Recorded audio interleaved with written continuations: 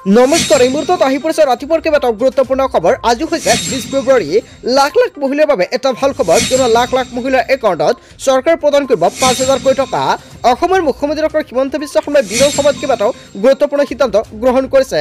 লগতে জনতাই পাব বহুতো সুবিধা। যদি আপুনি নতুন ৰেচন কাৰ্ড পোৱা নাই, তেনে ক্ষেত্ৰত আপুনি নতুনকৈ ৰেচন কাৰ্ডৰ বাবে আবেদন কৰিব পাৰিব।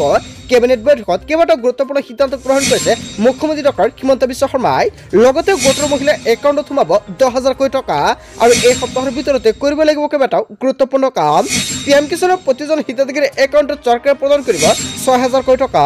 যদি আপুনি এজন কৃষক, তেনে ক্ষেত্ৰত আপোনাৰ বাবে এটা ভাল খবৰ আহি পৰিছে। লগতে কেইবাটাও ৰাজনৈতিক খবৰৰ লগতে অৰাজনৈতিক খবৰ যুগুত কৰা হৈছে আজিৰ দিনটোত। গোটেই অসম তথা ভাৰতৰ বিভিন্ন প্ৰান্তৰ পৰা যুগুত হৈছে কেইবাটাও ডাঙৰ খবৰ। এনেবোৰ খবৰ নিতৌ পাই থাকিবলৈ চেনেলটি ছাবস্ক্ৰাইব কৰি ভিডিঅ'ত এটা লাইক কৰিবলৈ নাপাহৰিব।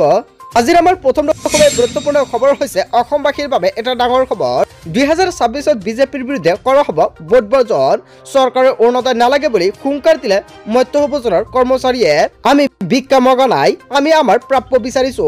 আমাৰ প্ৰাপ্য নাপালে 2026ত আমি ভোট বৰ্জন কৰিম, এনেকুৱাকৈ হুংকাৰ প্ৰদান কৰিছে মহানগৰীৰ চচলত কাঁহী বাতি বজাই মধ্যভোজনৰ সংস্থাৰ প্ৰতিবাদ।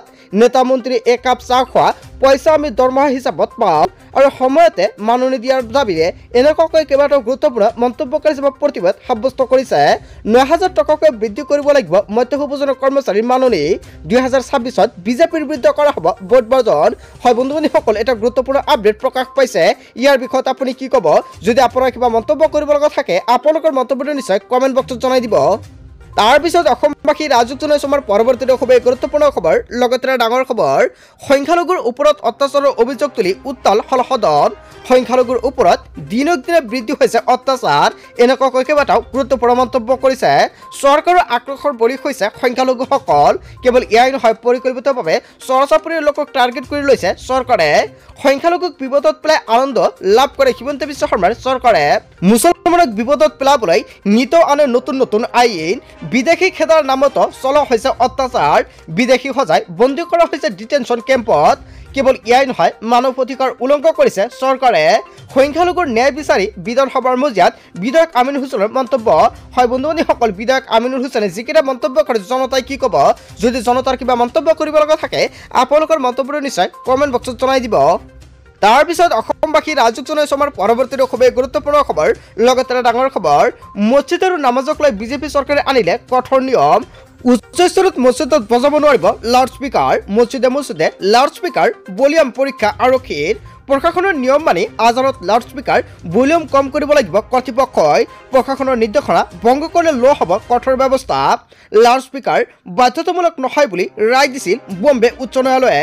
বিজেপিৰ অভিযোগৰ ভিত্তিত আৰক্ষীয়ে মছজিদে জাৰি কৰে জাননী।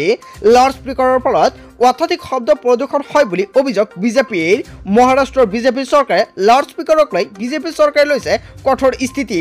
হয় বন্ধু-বান্ধৱীসকল, এটা গুৰুত্বপূৰ্ণ আপডেট প্ৰকাশ পাইছে। তাৰপিছত অসমবাসী ৰাজুক জনাইছো আমাৰ পৰৱৰ্তী খুবেই গুৰুত্বপূৰ্ণ খবৰ। লগতে ডাঙৰ খবৰ, গুটখা পান মছলাক লৈ চৰকাৰে কৰিলে কেইবাটাও বৃহৎ ঘোষণা। গুটখা পান মছলা খোৱাসকলৰ বাবে বেয়া খবৰ। এতিয়াৰ পৰা ৰাজ্যত গুটখা পান মছলা সম্পূৰ্ণ নিষিদ্ধ। গুটখা পান মছলাৰ উৎপাদন, মজুত বা বিক্ৰী যোগান নিষিদ্ধ ঘোষণা কৰা হৈছে। ঝাৰখণ্ডৰ স্বাস্থ্য পৰিয়াল কল্যাণ বিভাগে জাৰি কৰিলে নিৰ্দেশনা। মংগলবাৰৰ পৰা প্ৰযোজ্য নোহোৱাকৈ এই নিৰ্দেশনা জাৰি কৰিছে চৰকাৰে। জনতাৰ স্বাস্থ্য সুৰক্ষাৰ কথা চিন্তা কৰি এই পদক্ষেপ লোৱাৰ কথা উল্লেখ কৰিছে। গুটখা পান মছলাৰ বাবে বহু যুৱকৰ মৃত্যু হৈছে। কম বয়সতে যাতে যুৱকে প্ৰাণ হেৰুৱাবলগীয়া নহয়, তাৰ বাবে এই সিদ্ধান্ত গ্ৰহণ কৰা হৈছে। এই মন্তব্যৰে গুটখা পান মছলা নিষিদ্ধ ঘোষণা কৰিছে স্বাস্থ্যমন্ত্ৰী ডক্টৰ ইৰফান আনচাৰীয়ে। কেৱল এয়াই নহয়, কমেও এটা বছৰৰ বাবে ধপাতজাতীয় পান মছলা গুটখা নিষিদ্ধ ৰাজ্যত। গুটখা পান মছলাক লৈ চৰকাৰে কৰিলে বৃহৎ ঘোষণা। তাৰপিছত অসমবাসী ৰাজুক জনাইছো আমাৰ পৰৱৰ্তী খুবেই গুৰুত্বপূৰ্ণ খবৰ। লগতে ডাঙৰ খবৰ, বিতৰ্কৰ মূল আৰু একমাত্ৰ কাৰণ হৈছে শংকৰ সংঘৰ সংবিধান। হয় বন্ধু-বান্ধৱীসকল, এটা বিগ আপডেট প্ৰকাশ পাইছে। ধনী আৰু দুখীয়াৰ বাবে বেলেগ বেলেগ সংবিধান আছে শংকৰ সংঘৰ। দুখীয়াক এগৰীয়া কৰি ধনীৰ পৰা অনুদান লয় শংকৰ সংঘই। সময় থাকোঁতে শংকৰ সংঘে অসম আৰু জনগোষ্ঠীৰ ওচৰত ক্ষমা খোজক। দুটাৰ গাহৰি পুহি পৰিয়াল চলোৱা দুখীয়া লোকক লক্ষ্য কৰি লয় শংকৰ সংঘই কিন্তু লাখ লাখ কুকুৰা পোহা মানুহৰ পৰা বৃহৎ অনুদান লয় একেটা শংকৰ সংঘই ক্ষমা খুজিলেহে চাম কাটিব বিতৰ্কৰ গোটেই ভুল আছে শংকৰ সংঘৰ গাত হাতম পুৰুষীয়া সংস্কৃতিক বিনষ্ট কৰিছে শংকৰ সংঘৰ সংবিধানে আৰু ধৰ্মৰ নামত সমাজক দুফল কৰিলে শংকৰ সংঘই কেৱল ইয়াই নহয় মনত প্ৰচণ্ড আঘাত পাইছে দাহ কৰা হৈছে শংকৰ সংঘৰ সংবিধানৰ প্ৰতিলিপি সংবিধানখন সংশোধন কৰাৰ দাবীৰে দাহ কৰা হৈছে শংকৰ সংঘৰ সংবিধান বাৰংবাৰ অসম জনগোষ্ঠীক অপমান কৰাৰ উত্তৰ দিব লাগিব শংকৰ সংঘই বিয়া সকাম খাবলৈ বাধা দিয়ে শংকৰ সংঘই বিনষ্ট কৰে অসমৰ সম্প্ৰীতি বিতৰ্কৰ মাজতে বিস্ফোৰণ টাই অসমৰ যুৱ ছাত্ৰ পৰিষদৰ হয় বন্ধু-বান্ধৱীসকল কেইবাটাও গুৰুত্বপূৰ্ণ মন্তব্য প্ৰকাশ পাইছে ইয়াৰ বিষয়ত জনতাই কি ক'ব যদি জনতাৰ কিবা মন্তব্য কৰিব লগা থাকে আপোনালোকৰ মন্তব্যটো নিশ্চয় কমেণ্ট বক্সত জনাই দিব তাৰপিছত অসমবাসী ৰাজুক জনসমৰ পৰৱৰ্তী খুবেই গুৰুত্বপূৰ্ণ খবৰ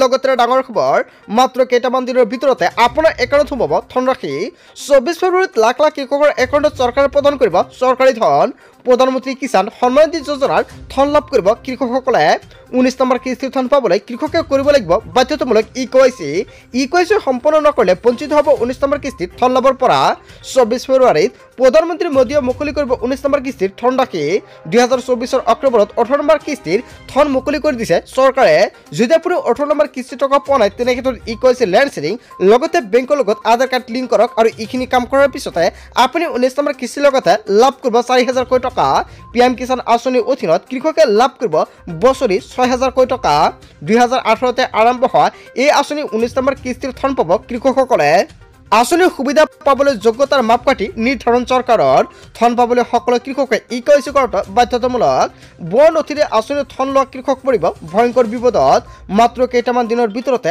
আপোনাৰ একাউণ্টত চৰকাৰে প্ৰদান কৰিব টকা হয় বন্ধু-বান্ধৱীসকল লাখ লাখ কৃষকৰ বাবে এটা ভাল খবৰ পিছত অসমবাসী ৰাজুক জনসমৰ পৰৱৰ্তী খুবেই গুৰুত্বপূৰ্ণ খবৰ লগতে ডাঙৰ খবৰ ৰাজ্যৰ চৰকাৰী কৰ্মচাৰীলৈ বৃহৎ ঘোষণা কৰিলে অসমৰ মুখ্যমন্ত্ৰী ডক্টৰ হিমন্ত বিশ্ব শৰ্মাই এপ্ৰিলত সামৰণি পৰিব নিউ পেঞ্চন স্কিমৰ কিয়নো NSPৰ সলনি আৰম্ভ কৰা হয় ইউনাইটেড পেঞ্চন স্কিমৰ 25 বছৰৰ কাম কৰা চৰকাৰী কৰ্মচাৰীয়ে লাভ কৰিব দৰমহা 50% লগতে পেঞ্চন ইয়াৰ উপৰিও লাভ কৰিব 50% ডিএ 2005 চনৰ পূৰ্বে নিযুক্তি পোৱা চৰকাৰী কৰ্মচাৰীক অনা হ'ব OPSৰ আওতালৈ গণৰাজ্য দিৱসৰ দিনে অসমৰ মুখ্যমন্ত্ৰী ডক্টৰ হিমন্ত বিশ্ব শৰ্মাই কেইবাটাও ডাঙৰ মন্তব্য কৰিছে ৰাজ্যৰ চৰকাৰী কৰ্মচাৰীলৈ অসমৰ মুখ্যমন্ত্ৰী ডক্টৰ হিমন্ত বিশ্ব শৰ্মাই নতুন বছৰৰ মাজতে কেইবাটাও ডাঙৰ সিদ্ধান্ত গ্ৰহণ কৰিছে পিছত অসমবাসী ৰাজুক জনসমৰ পৰৱৰ্তী খুবেই গুৰুত্বপূৰ্ণ খবৰ লগতে ডাঙৰ খবৰ মহিলাসকলৰ বাবে এটা ডাঙৰ খবৰ লাখপতি বাইদেউক নিৰ্মাণ কৰা হ'ব মিলিয়নাৰ বাইদেউ হিচাপে মহিলা উদ্যমিতাৰ অধীনত মহিলাসকলে লাভ কৰিব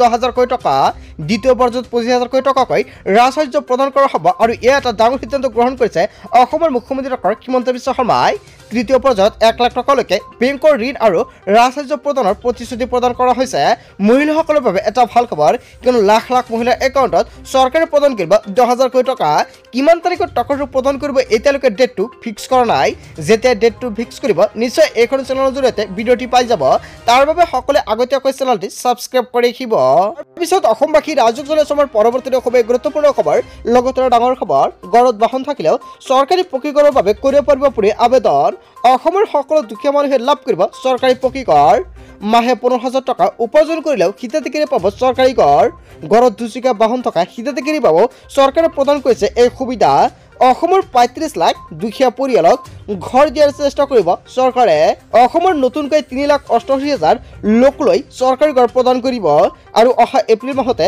বাদ পৰি ৰোৱা সকলে লাভ কৰিব চৰকাৰী পকী ঘৰ নতুনকৈ সাৰ্ভে কৰি ৰৈ যোৱা সকলো দিয়া হ'ব চৰকাৰী পকী ঘৰ অনলাইন এপৰ জৰিয়তে হিতাধিকাৰীয়ে পৰীক্ষা কৰিব পাৰিব নিজৰ নাম আছে না নাই ঘৰ নোপোৱা লোকসকলে চৰকাৰী পকী ঘৰৰ বাবে কৰিব পাৰিব আবেদন নতুনকৈ আত্মহত্যা মহিলাসকলে কৰিব পাৰিব জিঅ'টেক আৰু ঘৰত বাহন থাকিলেও চৰকাৰে প্ৰদান কৰিব আপোনাক চৰকাৰী পকী ঘৰ আৰু গোটৰ মহিলাই ঘৰে ঘৰে গৈ জিঅ'টেকিং কৰিব যদি আপুনি চৰকাৰী ঘৰ পোৱা নাই তেনে ক্ষেত্ৰত আপোনাৰ বাবে এটা ভাল খবৰ বন্ধু বান্ধৱীসকল গোটেই অসম তথা ভাৰতৰ বিভিন্ন প্ৰান্তৰ পৰা যুগত হৈছে কেইবাটাও ডাঙৰ খবৰ এনেবোৰ খবৰ নিতৌ পাই থাকিবলৈ চেনেলটি সাবস্ক্ৰাইব কৰি ভিডিঅ'ৰ এটা লাইক কৰিবলৈ নাপাহৰিব so thank you for watching full video'